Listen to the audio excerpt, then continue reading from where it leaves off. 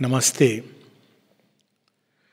श्री अरविंद श्री माँ की दिव्य लीला के प्रसंग को आगे बढ़ाते हुए एक प्रकार से हम देखें तो 29 फरवरी 1956 अतिमानसिक प्रकटन के साथ उनके अवतारिक रोल का अवतार के रूप में वे जिस प्रयोजन से आए थे वो संपूर्ण हो गया था और आगे कुछ भी करने की आवश्यकता नहीं थी। अतिमानस धरती पर आ गया था और कालांतर में वो उसी प्रकार से पृथ्वी को, मनुष्य को आगे ले जाने वाला है। जैसे एक बार जब मन आया था तो उसने पशु के जीवन को ह्यूमन बीइंग्स के रूप में, आज जिसको हम मनुष्य कहते हैं, मनुष्यता का एक चरम उत्कर्ष वहाँ तक ले आया है।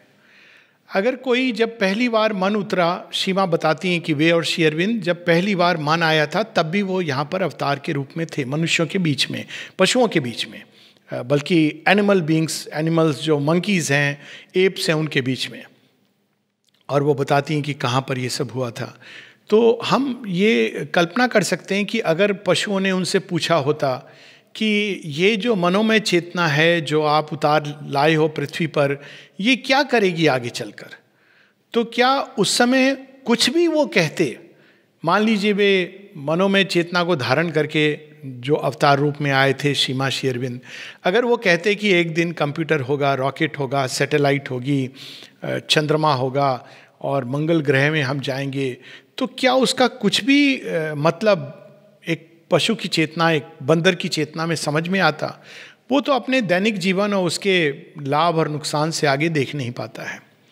तो लेकिन ये निश्चित था कि मनोमय चेतना आ गई है तो अब विकास होगा ही, चाहे कितने भी वर्ष नहीं बल्कि मिलेनियम्स लग जाएं।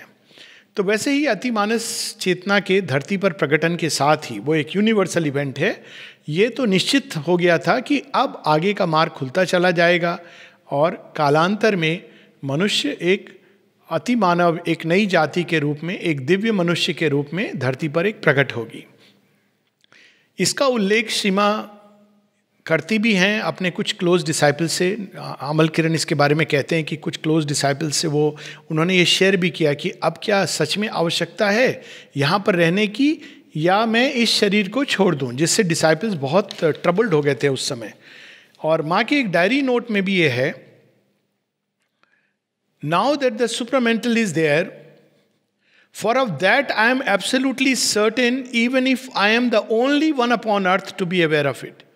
ये 1956 की माँ की एक डायरी नोट है जहाँ वो कहती हैं कि अब अतिमानस चेतना चूँकि यहाँ पर आ गई है और मैं उसके बारे में पूर्ण रूप से निश्चित हूँ, चाहे इस संसार में और कोई न जानता हो। और ये भी फैक्ट है कि उस समय केवल 4 लोगों को ये परसेप्शन हुआ, जिसमें 4 या 5 लोगों को, जिसमें से 3 लोग बाहर थे और 2 लोग आश्रम में थे। इवन जो लोग बैठे हुए थे मेडिटेशन में जब अतिमानसिक चेतना का अवतरण हुआ, सीमा कहती मैं जब नीचे आई मुझे लगा वो तो एक विजन नहीं था, वो एक कर्म था, वो एक एक्सपीरियंस नहीं था, it was something actually done. वो कहती जब मैं नीचे आई और वापस आई देह की चेतना में लौटी सुप्रामेंटल फॉर्म से, तो मुझे लगा सब लोग एकदम उस चेतना के प्रभाव से फ्लैट हो गए होंगे। लेकिन माँ बता रही हैं कि कोई असर नहीं पड़ा, मानो सब कुछ धरती के अंदर, जैसे गंगा उतरी तो पाताल गंगा बन गई, इनकॉन्शियंट निश्चेतना में उसको उठ करके सोख रही थी। तो ये भी एक प्रोसेस है चेंज की कि वो धीरे धीरे धीरे, क्योंकि मनुष्य उस समय तैयार नहीं था। तो वे आगे कहती हैं, is it that the mission of this form, उनके शरीर की ओर इशारा करके, इज एंडेड, क्या इस भौतिक आवरण लेकर के जो मैं आई हूं वो समाप्त हो गया है, and that another form is to take up the work in its place. अब वो फॉर्म कैसा होगा इसकी बात मानी करती हैं, वो मानव रूप में आएगा या दूसरे रूप में आएगा। एक जगह सीमा कहती हैं कि Shri Arvind is the last avatar in a human body, तो वो फॉर्म ह्यूमन फॉर्म में आएगा या डिवाइन फॉर्म में, ये वो नहीं स्पष्ट करती हैं। लेकिन वो ये कहती हैं कि क्या ये काम पूरा हो चुका है तो क्या धरती पर रहने की आवश्यकता है, इसकी बात कर रही हैं।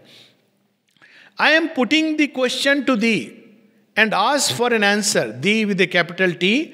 भगवान लॉर्ड को ये पूछ रही हैं कि क्या मैं यहाँ रहूँ धरती पर या मैं चली आऊँ।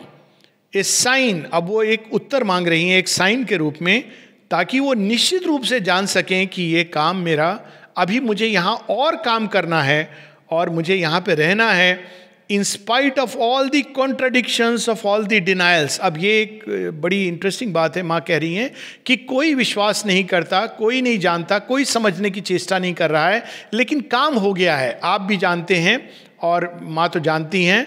तो अब मेरी इस बीच में रहने की आवश्यकता है। 1951 में भी माँ एक जगह इस प्रकार की चीज़ कहती हैं कि मैं जानती हूँ कि मैं कौन हूँ, और श्री अरविंद को पता है अगर पूरा संसार भी इसको डिनाई करे तो ये सत्य नहीं बदलेगा, लेकिन मैं ये नहीं जानती कि इस देह में मेरे यहाँ रहने की वास्तव में कितनी यूटिलिटी है, कि लोग इसको रिसीव कर पाएंगे कि नहीं रिसीव कर पाएंगे। समस्या केवल ये है। तो वो कहती हैं कि क्या अभी भी कुछ और काम बचा है जो मुझे करना है, इन स्पाइट, ये इंटरेस्टिंग है, all the contradictions of all the denials. कोई इसको स्वीकार नहीं करेगा, कोई इसको समझेगा नहीं, कोई मानेगा नहीं। ठीक वैसे जैसे मनोमय चेतना अवतरित हुई होगी बंदरों के बीच में, ठीक वैसे जैसे एक धोबी ने राम और सीता को अलग किया, क्योंकि वो विश्वास ही नहीं कर सकता है कि अग्नि परीक्षा से असुर के घर में रह कर के भी पार्थिव प्रकृति शुद्ध रह सकती है।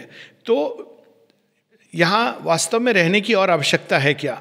What ever is the sign I do not care but it must be obvious. तो कोई संकेत उनको चाहिए, वो संकेत निश्चित रूप से मिला, और मैं इसको बड़े सरल ढंग से देखता हूँ कि संकेत क्या मिला होगा सीमा को। वो तो अवतार का रोल उनका पूरा हो गया था, जो श्री अरविंद ने प्रॉमिस किया था वो समाप्त हो गया था। लेकिन सबसे बड़ा संकेत उनका प्रेम, वो तो जगन माता हैं, वो केवल एक अवतार नहीं है, अवतार से भी परे साक्षात जगत जननी माँ, उन्होंने सृष्टि का भार उठाया है। और जब उन्होंने देखा होगा कि उनके बच्चे उनको पुकार रहे हैं, उनके बच्चे उनसे जुड़े हुए हैं, और एक भी अगर कोई होगा, और निश्चित रूप से ऐसे साधक थे उस समय जिनके अंदर पूरी श्रद्धा भी थी, भक्ति भी थी, तो सीमा का धरती को छोड़ने का प्रश्न ही नहीं उठता था। तो वे यहाँ रह जाती हैं। एक और इसी बात की पुष्टि वो 10 अक्टूबर 1956 की टॉक में करती हैं। सीमा कहती हैं कि श्री अरविंद ने जो कहा था वो पूरा हो गया है। Sri Aurobindo has said that as the development rises in the scale of consciousness, the movement becomes more and more rapid, and that when the spirit or the supermind intervenes, it can go much faster. Therefore, we may hope that in a few centuries, the first supramental race will appear. ये स्पष्ट है कि ये आगे समय लेगा, ठीक वैसे जैसे मेंटल डेवलपमेंट ने टाइम लिया। फिर लोगों के मन में ये भाव कैसे आ गया कि फिजिकल ट्रांसफॉर्मेशन, और वो देखना चाहते थे कि एक सुपरामेंटलाइज ट्रांसफॉर्म बॉडी। एक कारण इसका ये रहा जो मैं समझता हूँ कि लोगों ने श्री अरविंद को पढ़ा नहीं, और कई लोग ऐसे जिन्होंने बाद में केवल एजेंडा पढ़ा, और उनको ये लगा कि माँ तो अपने जो करने आई थी उससे बहुत बहुत आगे चली गई थी। तो उनको लगा कि अब बस वो ट्रांसफॉर्म बॉडी श्री माँ की देखेंगे। श्री माँ की ट्रांसफॉर्म बॉडी हम तब देख सकते हैं जब हमने अपने अंदर उस ट्रांसफॉर्मेशन को चरितार्थ किया हो। ये ऐसे नहीं है कि केवल वो ट्रांसफॉर्म बॉडी हो जाएगी और हम इन मानवीय आंखों से बिना ट्रांसफॉर्म बीइंग्स बने हम देख सकेंगे। कुछ इस तरह की बात है जैसे चींटी हाथी को देख पाए या पर्वत को देख पाए, वो नहीं देख सकती, उसके अंदर दृष्टि की सीमा है। तो हमारी दृष्टि की सीमा है, हम उस पार नहीं देख सकते। But even that is rather disconcerting for some people. जब ये कहा गया कि कुछ सेंचुरीज, अब अगर हम मनुष्य का डेवलपमेंट देखें तो मिलियंस ऑफ ईयर्स लगे हैं उस एप से मनुष्य बनने में। केवल मनुष्य, जिसको होमो सेपियंस इरेक्टस जो 9th है, जो सब स्पेसीज के रूप में, एप के बाद में 8 ऐसी सब स्पेसीज आई जो चली गई, फिर मनुष्य आया जिसको आज कहते हैं होमो सेपियंस इरेक्टस बायोलॉजिकली।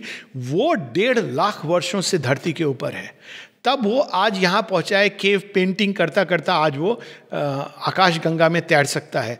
ये वो इवोल्यूशन में इतना वर्ष लगा है, नाना प्रकार के डेंजर्स को झेलता हुआ आगे बढ़ा है। लेकिन हम चाहते हैं कि ये कुछ सेंचुरीज नहीं, कुछ वर्षों में। इसीलिए श्री अरविंद ने जब कहा 30 years sounds too much for you, you want it in 3 years, जो चीज़ 3000 वर्षों में नेचर द्रुत गति से पूरा करती और अपनी नॉर्मल गति से जो मिलियन ईयर्स में पूरा करती, यदि वो 30 वर्षों में या 100 वर्षों में हो जाए तो कौन सी बड़ी बात है। तो शीमा कहती हैं कि कुछ सेंचुरीज लगेंगी सुप्रामेंटल रेस को धरती पर प्रकट होने के लिए. But we must not confuse. Sri Aurobindo has always promised that the time has come for the supramental transformation to be possible. कि ये संभव होगा. But we must not confuse a supramental transformation with the appearing of a new race. तो उसमें एक समय लगेगा और natural है.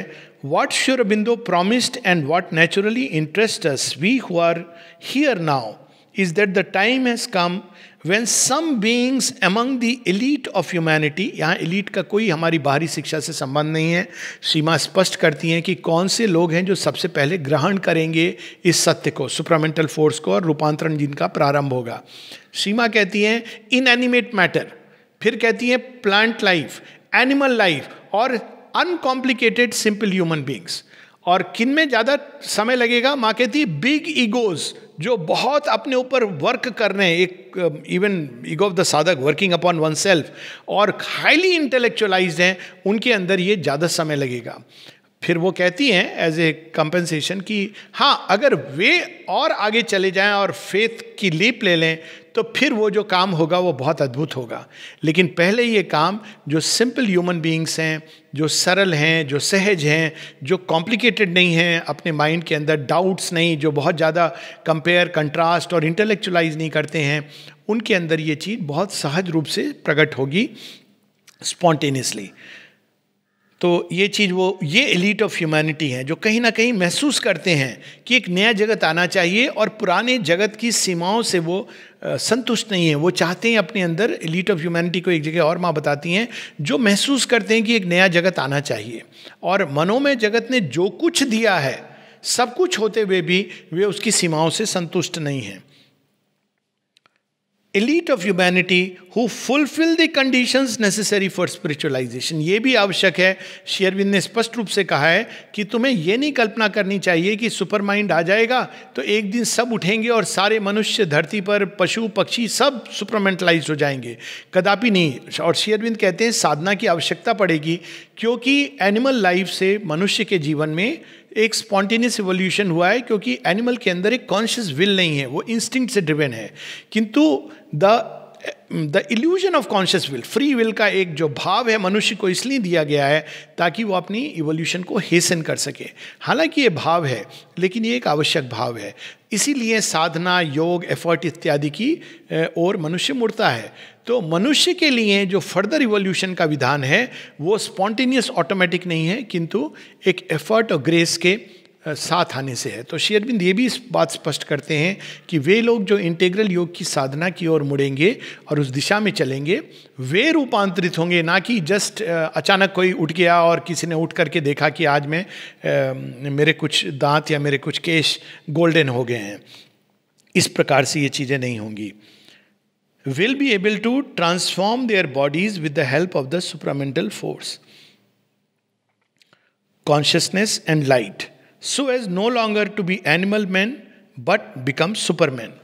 The promise Sri Aurobindo has made, and he based it on the knowledge he had that the supramental force on the point of manifesting on the earth, in fact it had descended in him long ago. He knew it and knew what its effects were. तो श्री अरविंद ने ये पहले अपने ऊपर प्रयोग किया था, फिर वो मनुष्य में उतारने की चेष्टा कर रहे थे, और वो जानते थे कि वो आने वाली है. इसके बारे में हम लोगों ने पहले बात की है कि कौन से ऐसे लक्षण थे जिससे ये स्पष्ट था, और यही उनका काम था.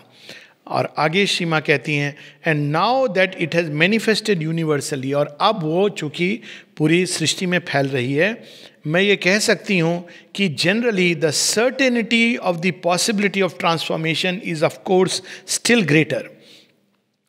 There is no longer any doubt that those who will fulfil or who now fulfil the conditions are on the way to this transformation. तो वे लोग जो इन कंडीशंस को फुलफिल करेंगे या उस रास्ते पर चल रहे हैं, उनके लिए रूपांतरण का मार्ग खुलता चला जाएगा, ये निश्चित है.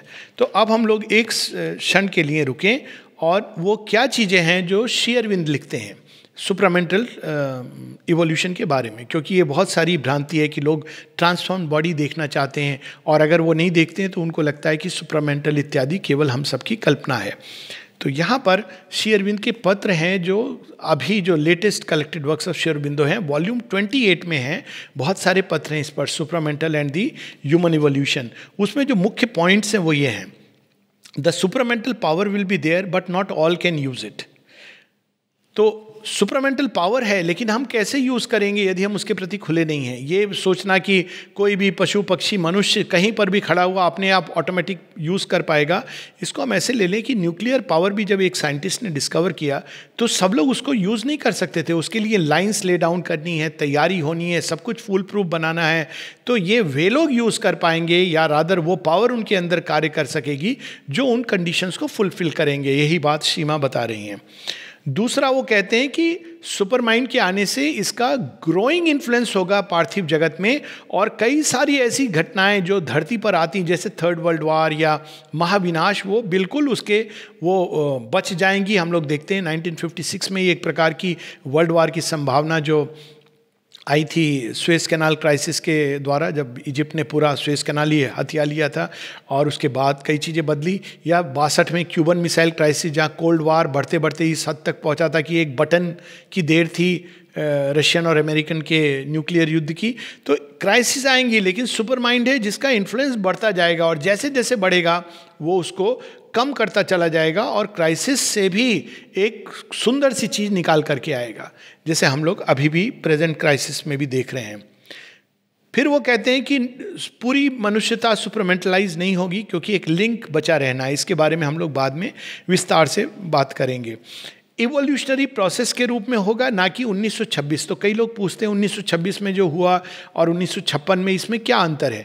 1926 में जो माँ उतार रही थी, ओवर माइंड क्रिएशन उतार रही थी, उसमें साधक चाहे ना चाहे उन्होंने प्रकट कर दिया था। एक बार श्री अरविंद से किसी ने पूछा कि श्री माँ चाहे तो क्षण भर में पूरी अतिमानसिक सृष्टि यहाँ कर सकती हैं, लेकिन साधक को ये अंतर्भास हुआ और उनसे श्री अरविंद से पूछा, लंबा सा प्रश्न है, कहती है लेकिन वो सृष्टि वो नहीं होगी जो यहाँ इवोल्यूशन के माध्यम से प्रकट होगी धरती के ऊपर। तो श्री अरविंद कहते हैं yes, that is a very important truth, कि सीमा चाहे तो क्षण भर में लोगों के अंदर अतिमानसिक सृष्टि रचना कर सकती हैं, लेकिन अगर हम इवोल्यूशन के द्वार से नहीं जाएंगे, हम उसके लिए तैयार नहीं रहेंगे, तो ये हमारे लिए, हम उसमें प्रवेश करके जैसे कोई बहुत ही इंटेंस ऊर्जा के क्षेत्र में चला जाए, या जटायु की तरह, संपाति की तरह वो उड़ने लगे कि मैं तो सूर्य के पास जाऊंगा, लेकिन तैयार नहीं है, तो उसके पंख जल जाएंगे। इसलिए ये वो प्रोसेस नहीं सुपर माइंड के साथ की जा सकती है, ओवर माइंड के साथ ये की जा सकती है। और वही माँ ने किया था 1926 में। पूरी ओवर माइंड की सृष्टि सब देवतुल्य हो गए थे, दिव्य तुल्य नहीं, दिव्य मानव नहीं, किंतु देव मानव के रूप में उठने लगे थे। लेकिन श्री अरविंद ने सचेत किया कि इससे बहुत मिरेकल्स होंगे, अद्भुत होगी ये सृष्टि, सबसे बड़ा रिलीजन बन जाएगा, लेकिन हमें ये नहीं चाहिए, हमें दिव्य सृष्टि चाहिए, ना कि देव सृष्टि। तो वो देव सृष्टि थी, लेकिन उसमें ईगो भी रहती, क्योंकि इवन गॉड्स के अंदर एक ईगो का सेंस रहता है, और ईगो के साथ सदैव फॉल की संभावना रहती है। श्री अरविंद चाहते हैं एक ऐसी सृष्टि जहाँ जो फुल प्रूफ हो, जहाँ कोई भविष्य में चाहे बिलियंस ऑफ ईयर्स के बाद भी प्रलय की संभावना ना हो, मनुष्य उसके बाद आगे आगे बढ़ता चला जाए। तो वो सृष्टि इवोल्यूशनरी नहीं थी, वो सीमा ने उतार दी थी मनुष्यों के बीच। वो आई और देखा कि उनके बच्चे उनको पुकार रहे हैं, तो उन्होंने उस सृष्टि उतार दी। श्री अरविंद ने जो काम सौंपा था वो करके आगे बढ़ना चाह रही थी। वैसे ही वो सुपरमेंटल सृष्टि को भी उतार देती, लेकिन श्री अरविंद ने उनको मना किया, तो उन्होंने उसको डिसॉल्व कर दिया, और फिर वो भौतिक स्तर पर और इनकॉन्शियंट में चलकर बेस बनाने की तैयारी करने लगे। तो अब ये इवोल्यूशनरी प्रोसेस की बात वो करते हैं। फिर जहाँ तक मृत्यु की बात होती है, तो वो कहते हैं इसका मतलब है कि कोई सब्जेक्ट नहीं रहेगा डेथ के को, यानी मृत्यु आई और ले गई अचानक अकस्मात, लेकिन अपनी मर्जी से चेंज करेगा। एक नया प्रोसेस आएगी मृत्यु की, जिसमें व्यक्ति पूरी तरह सचेत होकर के मृत्यु के द्वार से जा सकेगा और एक नया शरीर धारण कर सकेगा। ये बात बाद में माँ 62 के बाद इसकी बात करती है, न्यू वे टू डाई। वो सब जब वो समय आएगा तब हम लोग उसकी बात करेंगे। हम लोग बाहर से शायद ऐसा देखेंगे कि मृत्यु हो गई, लेकिन it's new way to die.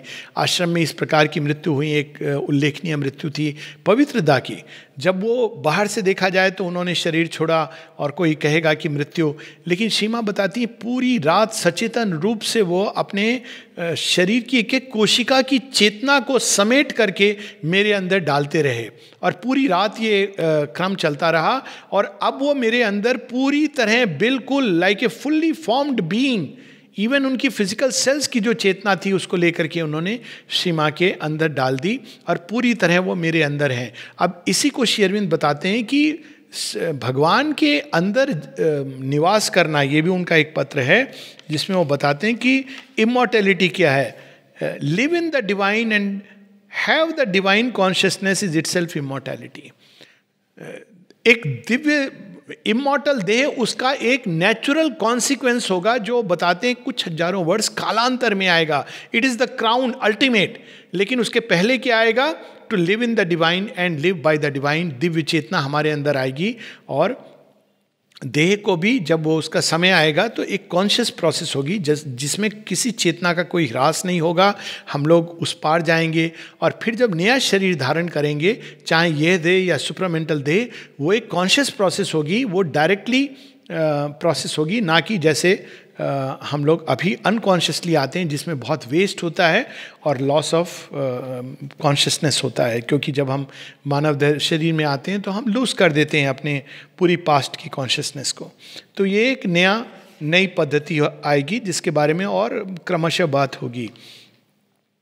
फिर वो ये भी कहते हैं कि हमें कल्पना नहीं करनी चाहिए कि सुपर माइंड के आने से एक पेटेंट यूनिवर्सल मेडिसिन के रूप में है कि अब कोई जीवन की समस्या नहीं होगी, अब केवल हम लोग पुराने जगत की तरह पार्टी करेंगे, एंजॉय करेंगे लाइफ को क्योंकि सुपर माइंड है। ऐसा कदापि नहीं सोचना चाहिए। रोग भी होंगे, सब होंगे, ह्यूमन बींग्स का भी इवोल्यूशन होना है, बहुत आगे जाना है इन चैलेंजेस को फेस करके। और भौतिक इमॉर्टैलिटी एक अंतिम क्राउन होगी, ना कि एक इनिशियल चीज होगी। तो ये श्री अरविंद सीमा ने बिल्कुल स्पष्ट कर दिया है, और उसमें कोई दो राय नहीं होनी चाहिए। लेकिन एक ये वाटरशेड मोमेंट है जिसके बाद एक ट्रांजिशन होता है, क्योंकि श्रीमा ने वो समाप्त कर दिया जो प्रॉमिस किया गया था, जिसके लिए वे आई थी। अब आगे वो जो करेंगी वो उनका प्रेम है, वो आवश्यक नहीं था, किंतु उनका दिव्य प्रेम जो उन्होंने धारण किया हुआ है, और ये संसार जिससे और पृथ्वी जिससे वो प्रेम करती हैं, और वे सारे बच्चे जिनसे उनका अपार प्रेम है, इसके लिए वो आगे की बात करती हैं। लेकिन अगर कोई ये सब नहीं पढ़े और केवल एजेंडा को पढ़े तो उसको लगता है कि नहीं, physical transformation is the only thing. तो ये सारी चीज़ें श्री अरविंद की लेखनी में बड़ी स्पष्ट हैं। अब चेंजेस क्या आए उसके इमीडिएटली बाद, ये भी हम एक जल्दी से देख लें कि अवतारिक मिशन का एक और पार्ट था कि 1954 में पौंडीचेरी का विलय होना भारत के साथ। हालांकि ये डिजू ट्रांसफ़र था, लेकिन फाइनल विलय as part of Indian territory 1962 में होता है। लेकिन जब 1954 में जब नवंबर में 1 नवंबर को पौंडीचेरी का फ्रेंच टेरिटरी का डिजू ट्रांसफ़र एक ट्रांसफ़र हो जाता है इंडियन रिपब्लिक को, तो अब एक दूसरी चीज़ होती है कि अब सीमा, क्योंकि वो अभी भी फ्रेंच सिटीज़न हैं, तो अब आश्रम का जो मटेरियल मैनेजमेंट है वो कैसे होगा। तो 1 मई 1955 को सीमा ट्रस्ट, श्री अरविंद आश्रम ट्रस्ट बनाती हैं। उसका एकमात्र पर्पस ये है कि वो मटेरियल चीज़ें जो प्रॉपर्टी हैं वो किसी के नाम में होनी चाहिए और उसका ट्रांसफ़र होना चाहिए। तो इसलिए, और इसीलिए वो ट्रस्ट साइन कहाँ होती है? लेक में जा कर के। और लेक में इसलिए जाना पड़ता है क्योंकि आश्रम की लेक उस समय जो लेक एस्टेट है वो इंडियन टेरिटरी में थी, जबकि मेन आश्रम उस समय पौंडीचेरी के अंदर था। हालांकि ट्रांसफ़र हुआ है, लेकिन वो सिग्नेचर वहाँ पर जाकर के होना है, क्योंकि दैट इज़ हाउ दी डिजू ट्रांसफ़र।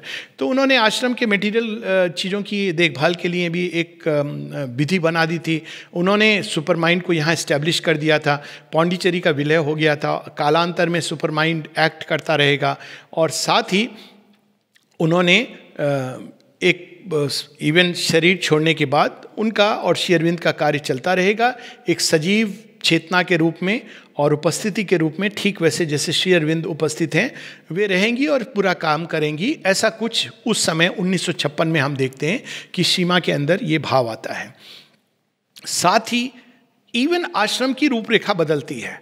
ये बहुत इंटरेस्टिंग है। श्री माँ एक जगह लिखती हैं, 2 बातें बड़ी स्पष्ट करती हैं कि एक समय के पूर्व आश्रम के अंदर जो साधना की पद्धति थी वो इंडिविजुअल थी, लेकिन और आश्रम कहाँ है? पौंडीचेरी में। इस प्रकार से ये प्रोसेस चल रही थी, लेकिन एक समय के बाद ये बदल जाती है, और ये वो बताती हैं हम लोगों को बड़े सुंदर ढंग से। वे बताती हैं, जब किसी ने पूछा कि जो जनरल हम लोग भाव फील करते हैं कि एक लेवल ऑफ कॉन्शियसनेस आश्रम के अंदर पहले से गिर गया है, तो सीमा उसके बारे में बताती हैं कि नहीं, जनरल लेवल ऑफ कॉन्शियसनेस नहीं गिरा है, लेकिन कुछ और हुआ है। तो वो ये टॉक है 21 अगस्त 1957 की, लगभग एक वर्ष से कुछ ऊपर हो गया है, और उसमें ये सीमा बता रही हैं कि एक लंबे समय तक, ये पूरी टॉक हम लोग नहीं पढ़ेंगे लेकिन लोग पढ़ सकते हैं एज ए रेफरेंस, एक लंबे समय तक 21 अगस्त 1957 आश्रम कुछ व्यक्तियों का एक गैदरिंग थी। प्रत्येक व्यक्ति किसी न किसी कठिनाई को या किसी न किसी संभावना को रिप्रेजेंट करता था, लेकिन एक सेपरेट व्यक्तित्व के रूप में, एक कलेक्टिव के रूप में ये चीज़ नहीं थी। वो सब अलग अलग पीसेस थे चेस बोर्ड पर, केवल वो बाहर बाहर यूनाइटेड थे, लेकिन क्योंकि वो एक साथ एक ही जगह पर श्वास ले रहे थे, जीवन यापन कर रहे थे, कुछ उनकी कॉमन हैबिट्स थी, लेकिन हर व्यक्ति अपने आप प्रोग्रेस कर रहा था या प्रोग्रेस नहीं कर रहा था उसकी अपनी कैपेसिटी के कारण, या और उसके जो मिनिमम रिलेशंस थे बाकी सबके साथ। लेकिन ये this lasted a long time, very long, and it is only quite recently that the need for a collective reality began to appear. अब वो कहती हैं कि अब क्या हुआ है, जो प्रारंभ किया था उन्होंने, जब बच्चे आए थे तो उन्होंने कहा मैं एक कलेक्टिव यूनिटी की बात कर रहा हूँ, कलेक्टिव इंडिविजुअलिटी की। माँ 73 तक ये बात करती हैं कि अगर यूनिटी रही तो ये संभव होगा, यूनिटी के बिना ये संभव नहीं है। वो बार बार, क्योंकि सुपर माइंड एक यूनिटी कॉन्शियसनेस है, लेकिन यूनिटी किस प्रकार की वो बताती हैं। This lasted a very long time, very long, and it is only quite recently that the need for a collective reality began to appear. अब जो कह रही हैं वो बड़ा अद्भुत है, which is not necessarily limited to the ashram but embraces all who have declared themselves, I don't mean materially, but in their consciousness, to be disciples of Sri Aurobindo and have tried to live his teaching. Among all of them, and more strongly since the manifestation of the supramental consciousness and force, there has awakened the necessity for a true communal life, which would not be based only on purely material circumstances, but would represent a deeper truth and be the beginning of what Sri Aurobindo calls a supramental or Gnostic community. तो बिल्कुल एक नए प्रकार से अब एक collectivity है। आश्रम केवल यहाँ तक सीमित नहीं है बल्कि पूरे संसार में फैल गया है। तो रिसेंटली जब ये घटना हुई कि ये सब लॉकडाउन के कारण, ये बड़ा इंटरेस्टिंग एक मूवमेंट शुरू हुआ है कि जो कुछ यहाँ पे होता है, जैसे कलेक्टिव मेडिटेशन है, वो कौन सा म्यूज़िक होगा, सब लोगों को ये चीज़ भेजी जाती है, और जो लोग दूर दूर हैं, विश्व के दूसरे कोने में हैं, वो भी उस दिन उस समय उस म्यूज़िक के साथ मेडिटेट करते हैं। तो ये वास्तव में एक नेचुरल प्रोसेस में ये चीज़ अब सारे संसार में फैल गई है, और इस तरह से फैली है जहाँ लोग एक कम्युनिटी के रूप में, इसीलिए हम देखते हैं कि श्री अरबिंदो के नाम पर कम्युनिटीज़ जो प्रकट हुई हैं, इसकी बात और बाद में होगी, वो कम्युनिटी क्या है, कैसे श्री अरविंद सोसाइटी इत्यादि किस तरह से वो प्रकट हुई। लेकिन इसके बाद हम लोग ये देखते हैं कि सीमा बताती हैं कि अब ये एक आइसोलेटेड कम्युनिटी नहीं है, और ये भी बताती हैं कि ये आवश्यक था यदि आश्रम के जीवन को थ्राइव करना था। There was at the same time an inner effort to create this collective individuality, so to speak. तो इसकी वो बात करती हैं, और इसके कारण हो सकता है कि कुछ इंडिविजुअल्स को ये लगे कि वो वैसे प्रोग्रेस नहीं कर पा रहे हैं जैसे वो पहले आइसोलेट करके कर रहे थे। अभी हम कितना भी अपने आप को कमरे में आइसोलेट कर दें, हम सबके साथ इंटरकनेक्टेड हो गए हैं। It was an imperative necessity, अगले पेज पर, if one wanted this ashram life to be viable. Everything that does not progress necessarily declines and perishes. And for the ashram to last, it had to make progress in its consciousness and become a living entity. We are rather far away in the spiral from the line of realization we had some years ago, but we shall come back to it on a higher level. तो इस तरह से माँ ने एक बिल्कुल नया स्वरूप इवन आश्रम के अंदर उन्होंने जो चेंज लाई एक कलेक्टिव इंडिविजुअलिटी के रूप में, और इस प्रकार से पूरे विश्व में उनका काम। एक जगह वो लिखती हैं, जब उनसे पूछा गया कि कौन होगा जो सुपर माइंड को सबसे पहले चेंज होगा, तो माँ कहती हैं सुपर माइंड अब किसी व्यक्तियों के प्रति सीमित नहीं है, जहाँ भी संसार में जो भी खुला होगा उसके अंदर ये चेंज प्रारंभ होगा। तो ये एक चेंज आया। दूसरा एक इंटरेस्टिंग चेंज आया इसी के साथ, जो 1956 में माँ बताती हैं, 15 अगस्त 1956 की ये बात है। तो किसी ने कहा कि आज दर्शन दिवस है और मुझे ऐसा अनुभव हुआ और बहुत अच्छा लगा। और सीमा कहती हैं ये व्यक्तिगत है, क्योंकि हम लोगों के अंदर ये भाव है तो हम रिसेप्टिव होते हैं, खुल जाते हैं, किंतु ये यूनिवर्सल नहीं है। अब वो एक नई चीज़ बता रही हैं। वो कहती हैं जैसे बर्थडे के दिन व्यक्ति रिसेप्टिव होता है, तो चूंकि हमारे अंदर ये भाव है इसलिए हम रिसेप्टिव हो जाते हैं, किंतु सत्य क्या है? In the days when Shri Aurobindo used to give darshan, before he gave it there was always a concentration of certain forces or of a certain realisation which he wanted to give to people, and so each darshan marked a stage forward. Each time something was added, but that was at a time when the number of visitors were very limited. It was organized in another way and it was part of the necessary preparation. So उस समय इस प्रकार से दर्शन होता था. तो अब क्या होता है? माँ कहती हैं but this special concentration now occurs at other times, not particularly on darshan days, and it occurs much more often on other kinds of occasions in either circumstances. अब ये जो डिसेंट हो रहा है फोर्स का इंडिविजुअल्स के अंदर, हम कहाँ कब खुल जाएं, ब्रश करते हुए, वॉक लेते हुए, किसी भी समय ये कंसंट्रेशन ऑफ फोर्सेस डिसेंट करती हैं. और देखा जाए तो एक प्रकार से श्री अरविंद ने ये सत्य एक अपने लेटर में लिखा था, जब किसी ने कहा कि हमें रोज ऐसे जीवन व्यतीत करना चाहिए जैसे वो दर्शन डे है. श्री अरविंद कहते हैं बिल्कुल रोज हमको उस भाव से जीवन जीना चाहिए, केवल एक विशेष दिवस नहीं. And it occurs much more often, तो ये और अधिक होने लगा है. The movement is much accelerated, the March forward, the stages succeed each other much more rapidly. जैसे जैसे हम चेंज होते हैं, आगे बढ़ते जाते हैं. पहले ये था कि दर्शन दिवस आते थे जब एक पुश दिया जाता था लोगों को, अब वो पुश कभी भी आ सकता है, किसी भी रूप में आ सकता है. और उसका एक लास्ट उदाहरण हम लोग पढ़ेंगे कि वो कैसे आ सकता है. And perhaps it is much more difficult to follow, or in any case, if one doesn't take care to keep up, one is much more quickly outdistanced than before. One gets the feeling of being late or of being abandoned. Things change quickly. तो पूरी रूपरेखा योग की fundamentals तो नहीं बदलते हैं, लेकिन आश्रम की रूपरेखा, जो इवेंट्स थे उनकी रूपरेखा, कलेक्टिविटी की रूपरेखा, वो सारा ऑर्गेनाइजेशन श्रीमाने कलेक्टिव, क्योंकि अब वो यूनिवर्सल प्रकटन हो रहा है. तो यूनिवर्सली अगर वो प्रकट हो रहा है तो पूरी सृष्टि को उन्होंने एक सूत्र में बांध दिया. और शायद इसी का एक परिणाम था कि कालांतर में हम लोग देखते हैं कि इंटरनेट आया और उसने इवन आउटवर्डली मैनिफेस्ट किया, जिसके कारण इंटरनेट कम्युनिटीज़ बनी. ये सब ये इसका एक प्रभाव है, इसका बाहरी रूप है कि वास्तव में उन्होंने सारे जगत को इस तरह से श्रीमा ने बांध दिया है कि अब ये सारा जगत सुपर माइंड को रिसीव कर रहा है. हाँ, जो लोग खुले हैं वो प्रोग्रेस करेंगे और वो एक ग्रुप के रूप में प्रोग्रेस करेंगे, और जो नहीं खुले, जो रेजिस्ट कर रहे हैं, वो अब धीरे धीरे अभी नहीं, मे बी 100 years 200 years, वो अब कोलैप्स करने की ओर जा रहे हैं. तो ये उन्होंने बताया. अब ये जो उन्होंने कहा कि ये अब कभी भी हो रहा है, तो कभी भी हो रहा है तो कैसे हो रहा है, इसका एक एग्जाम्पल वो देती हैं. और उसके साथ हम लोग रुकेंगे.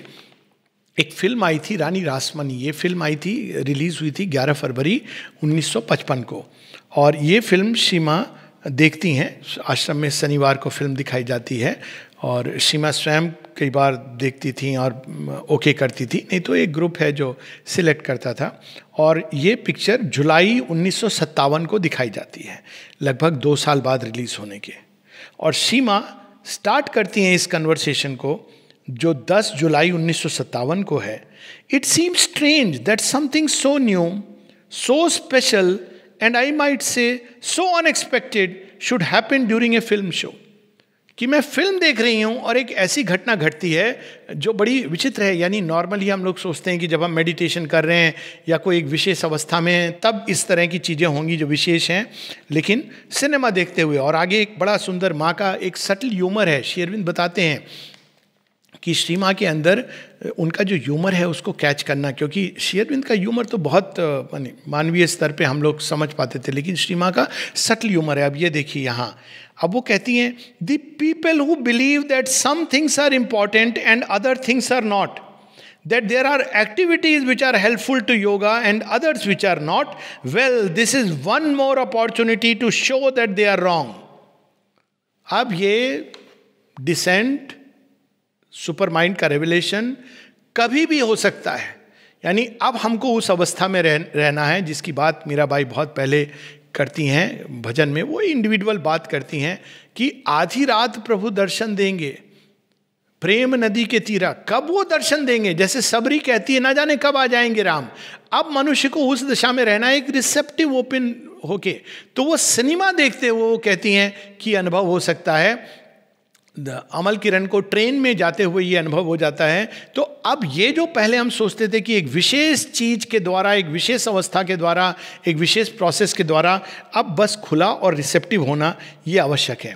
तो उनको क्या अनुभव होता है? वो देखती हैं पूरी पिक्चर को, जिसमें रानी रासमणी हम लोग जानते हैं कि एक बड़ी सिंपल विडो थी बंगाल की, लेकिन धन था उनके पास, और ये सारा जो बेलोर जो मंदिर है दक्षिणेश्वर का वो उन्होंने ही बनाया था, और श्री रामकृष्ण परमहंस उस मूवमेंट को काफ़ी सपोर्ट किया था।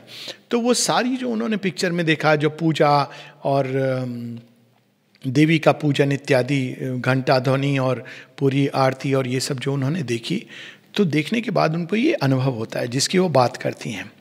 और वो कहती हैं, I had concretely, materially the impression that it was another world, कि एक दूसरा जगत है जो वो देख रही हैं, जिसको वो पास्ट टेंस में कहती हैं।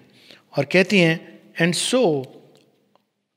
so when I saw all this, I remembered something that had happened.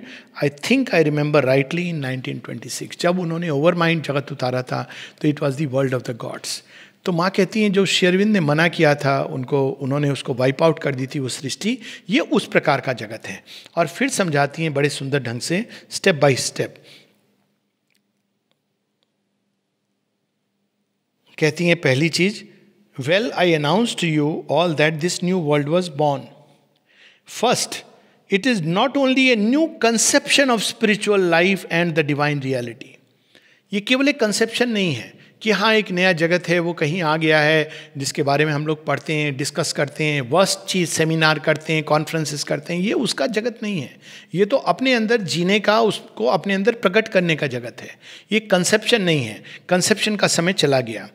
तो अब क्या है? But what is happened, the really new thing is that A new world is born. Born emphasis के साथ कहती हैं। ये उनकी वॉइस में रिकॉर्डेड है और इतनी पावर से वो कहती हैं कि एक नया जगत जन्म ले चुका है। ये केवल कंसेप्शन नहीं है। अब देखिए कंसेप्शन और जन्म लेने में कितना इंटरेस्टिंग।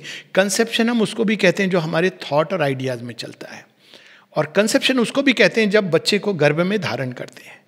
तो बच्चे का गर्भ में धारण करना संभावनाओं का प्रतीक है, लेकिन जब वो जन्म ले लेता है तो एक्चुअल उसको जीने लगता है।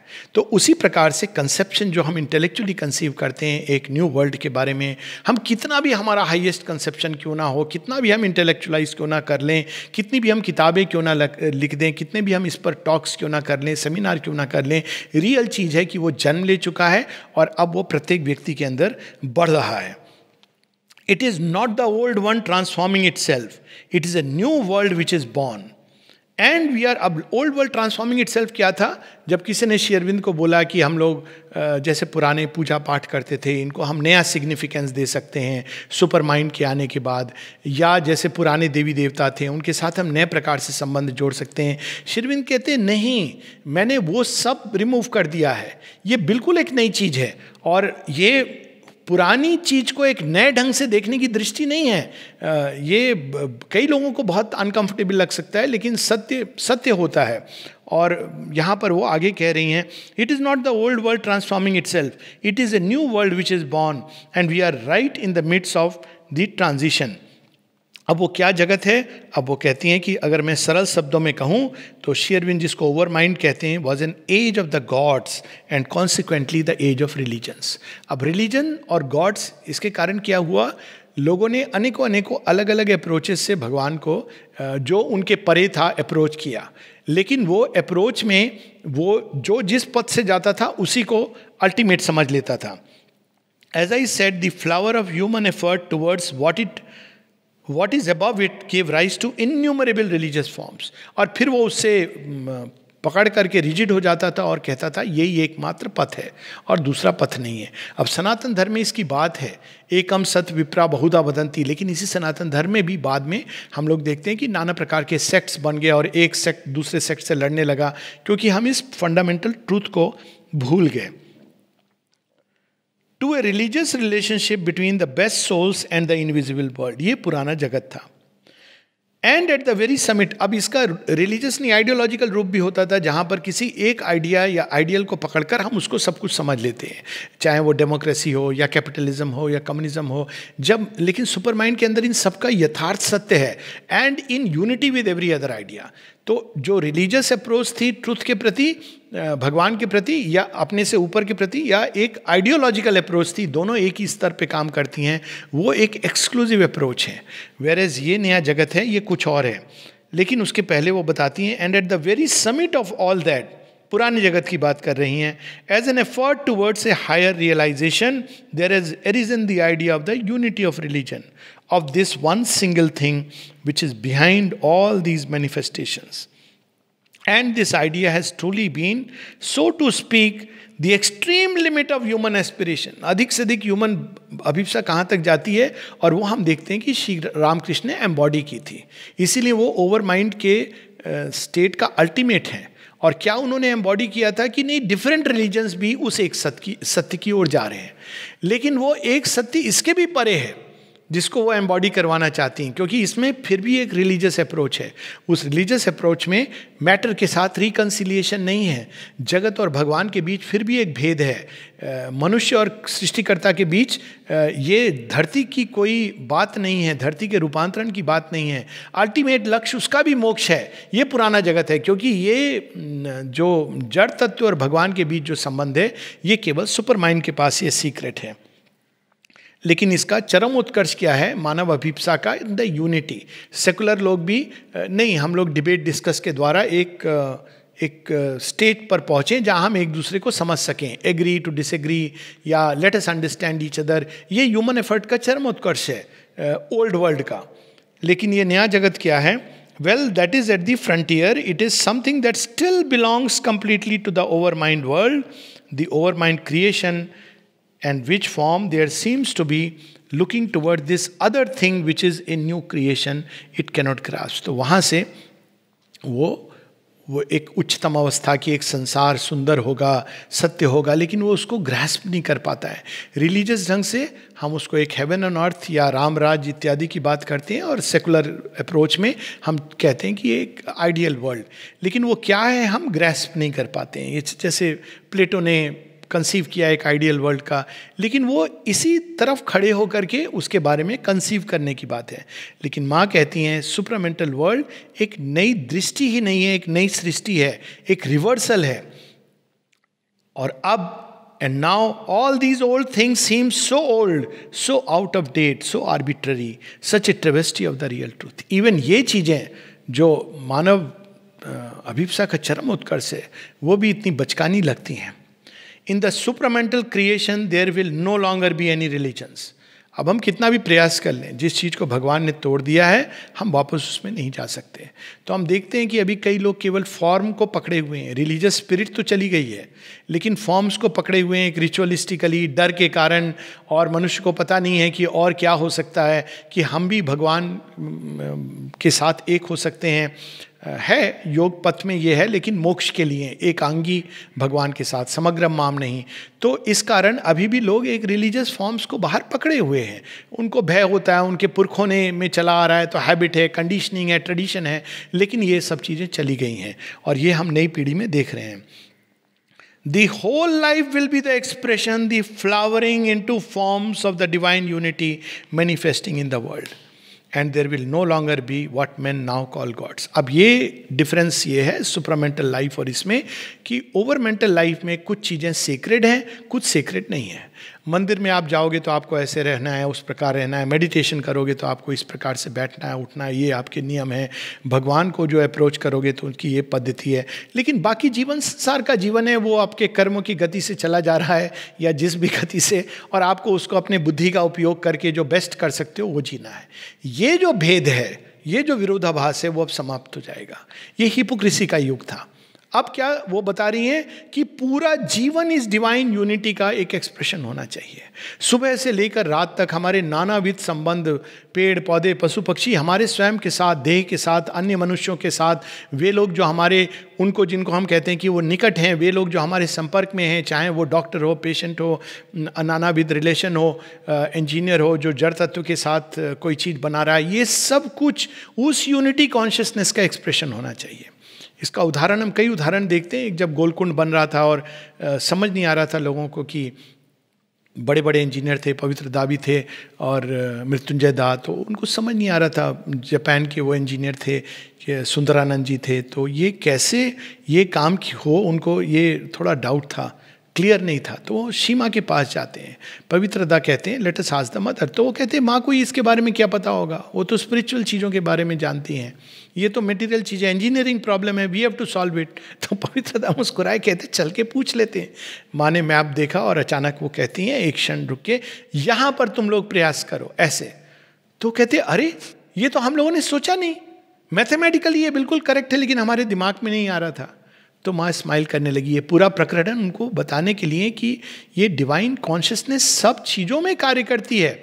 हम लोगों ने पढ़ा है ईशावास्यम इदम सर्वम यत् किंच जगत्याम जगत, लेकिन हम भूल गए हैं। तो अब हम लोग कुछ चीज़ें जो भगवान की हैं, कुछ चीज़ें हमारे ईगो की हैं, कुछ चीज़ें संसार की हैं जो हमें दैनिक जीवन के लिए नहीं, सब कुछ भगवान का है, सब कुछ भगवान की दृष्टि से देखा जा सकता है, सब कुछ भगवान की चेतना से एक होकर जिया जा सकता है। और ये चैलेंज है जो सुपरमेंटल लाइफ लाती है। इस कारण देवताओं की आवश्यकता नहीं रहेगी। बल्कि वो कहती हैं कि अब देवता भी चाहेंगे इस धरती पर आना, क्योंकि अब वो देखेंगे कि इस फिजिकल सब्सटेंस के अंदर कुछ ऐसा है जो हमारे पास भी नहीं है, क्योंकि ओवर माइंड में सुपर माइंड का टच नहीं है। इसलिए देवता भी अब मानव शरीर को धारण करना चाहेंगे। और हम लोगों ने इसका प्रकरण 1926 में पढ़ा ही है, सुना ही है कि किस प्रकार से देवता कुछ कहते हैं, जब सुपर माइंड आ जाएगा तब हम शरीर धारण करेंगे, अन्यत्र हम शरीर से बंधना पसंद नहीं करेंगे सिवाय श्री कृष्ण के।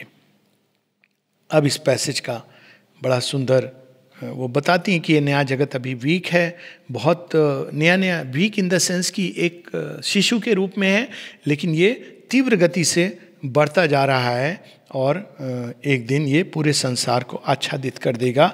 लेकिन अभी ये केवल एक बिगिनिंग है, यूनिवर्सल बिगिनिंग है।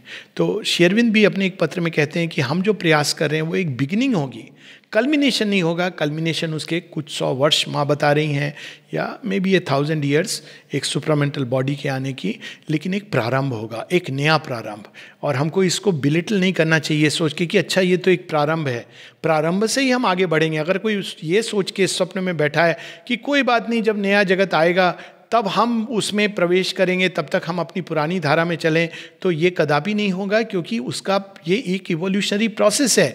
यदि हम आज से नहीं जुड़ेंगे तो हम ये सोचेंगे कि अच्छा ये तो प्रारंभ है, तो कोई जल्दी नहीं है, तो वो बस आकर के ट्रेन आके निकल जाएगी और हम लोग पीछे रह जाएंगे। तो हमको अब सचेत रहना है, सजग रहना है। एक नया जगत प्रारंभ हो गया है और हम उस धारा से हम जितना जुड़ेंगे अपने अंदर, ये भी उन्होंने कह दिया है कि ये मेटीरियली नहीं कि वो हम श्री अरविंद के डिसाइपल हैं क्योंकि हम किसी सेंटर जाते हैं या आश्रम में रहते हैं, नहीं। माँ कहती नॉट मेटीरियली, जिन्होंने अपनी चेतना में डिक्लेयर कर दिया है, जो जानते हैं कि उनको इसी पथ पर चलना है और उसके अंत तक जाना है, वे, और वो कहती हैं वे सब अब इस लार्जर आश्रम में रहने लगे हैं। इसकी बात बाद में नलनीदा कहते हैं कि एक बाहर का आश्रम है, एक सूक्ष्म आश्रम है, और ऐसे लोग हैं जो बाहर के आश्रम में हैं लेकिन सूक्ष्म आश्रम में नहीं है, और कुछ ऐसे लोग हैं जो सूक्ष्म आश्रम में हैं, जो सटल फिजिकल में हैं लेकिन बाहर नहीं है। तो ये सूक्ष्म जगत की बात हम लोग बाद में करेंगे, लेकिन इसका अंत बहुत सुंदर ढंग से लास्ट पैसेज है। माँ कहती हैं there are people who love adventure. It is these I call. And I tell them this, I invite you to the great adventure. ये एक नया महाअभियान है, एक एडवेंचर है, ये स्पिरिट चाहिए। क्यों? क्योंकि ये एकदम न्यू और अननोन है। वो कोई भी हमारे कंसेप्शन जो पुराने जगत के, ऐसे करने से वैसे होता है, वैसे करने से ऐसे होता है, चाहे शिशु पालन के, चाहे मानवीय संबंध की, ये सब धाराशायी होने वाले हैं। और उसकी जगह कोई नई चीज आने वाली है जिसके बारे में हम कल्पना भी नहीं कर सकते। वैसे ही जैसे एक पशु, एक इवन डेवलप्ड मंकी, कई पशु हैं जो मनुष्य के साथ संगति में रहते हैं, लेकिन वो मनुष्य को देख करके उनको समझ नहीं आता कि मनुष्य ऐसे क्यों हैं, ये क्या करते हैं। एक मंकी अगर रहे और वो देखे किसी व्यक्ति को कंप्यूटर पे कुछ टाइप करते हुए, तो उसको समझ ही नहीं आएगा कि ये क्यों कर रहा है, कविता क्या होती है, कंप्यूटर क्या होता है, संगीत क्या होता है। वो शायद सो जाएगा, क्योंकि वो एक बिल्कुल नई अभूतपूर्व घटना है मंकी वर्ल्ड के लिए, जिसके लिए केवल पूंछ पर गर्व करना और खीसे निपोरना और इधर से उधर कूदना और फल तोड़ के खाना, यही उसका सब कुछ है। तो उसी प्रकार से ये एडवेंचर है। It is not a question of repeating spiritually what others have done before us. यही चीज लोग पूछते हैं, अच्छा मेडिटेशन कैसे किया जाता है। ये केवल मेडिटेशन का योग नहीं है, ये बिल्कुल एक ऐसी चीज है जहां हमको पूरे दिन भर, जीवन भर सोते जागते माँ के प्रति खुले रहना है। अब वो खुले रहना कहीं भी, किसी अवस्था में, किसी भी स्थान पर, it is a question of a new creation, entirely new, with all the unforeseen events, the risks, the hazards it entails. एक दिन में तो बंदर मनुष्य नहीं बन गया था, बहुत सारे पापड़ बेलने पड़े, जंगली जानवर थे। जब नया नया मनुष्य आया तो बहुत असुरक्षित था। पागल मंकी समझते होंगे कि ये कौन सा पागल व्यक्ति है जो गुफा के अंदर रहता है, लेकिन एक चीज बस जानते थे कि अग्नि है उसके पास। बड़ी सुंदर इस पर पिक्चर आई थी जंगल बुक, रुडियार्ड किपलिंग पर की कहानी पर, कि सब जितने बड़े बड़े जानवर, वो जब एक मानव शिशु अलग हो जाता है, उसको बड़ा करते हैं, कहते हैं हमें वो अग्नि चाहिए जो मैंने तुम्हारे पिता के पास देखी थी गुफा के अंदर, वो हमारे पास नहीं है। वो कहते हैं अग्नि फूल, वो मिल जाए तो हम जीवन हमारा बदल सकता है। तो ये वो व्यक्ति होंगे जो एक समय जैसे मनुष्य घूम रहा था जंगल जंगल ये गाते हुए असदो मा सदगमया, ये वे व्यक्ति होंगे जिन्होंने नई चेतना को धारण किया है और पूरे संसार में घूम रहे हैं। और उन्हें लोग शायद उसी प्रकार से पागल समझेंगे, उन्हें लोग नहीं समझ पाएंगे। कल कोई कह रहा था I am so much misunderstood, तो मैंने कहा, श्री अरविंद एक जगह लिखते हैं, अगर लोग तुमको जितना अधिक मिसअंडरस्टैंड करते हैं उतना अधिक ये इसका प्रमाण है कि तुम सही दिशा में चल रहे हो, क्योंकि ये बिल्कुल नई चीज़ है, बिल्कुल भिन्न चीज़ है, लोग नहीं समझ पाएंगे और इसमें रिस्क है, एडवेंचर है। जैसे माउंट एवरेस्ट कोई चढ़ना चाहे और कहे कि हमको हेलीकॉप्टर से ले जाओ, तो वो चढ़ेगा तो 2 क्षण में वो श्वास त्याग देगा, क्योंकि वो तैयार नहीं है। तो ये रिस्क और हैजार्ड आते हैं हमारी प्रगति के लिए, तैयारी के लिए।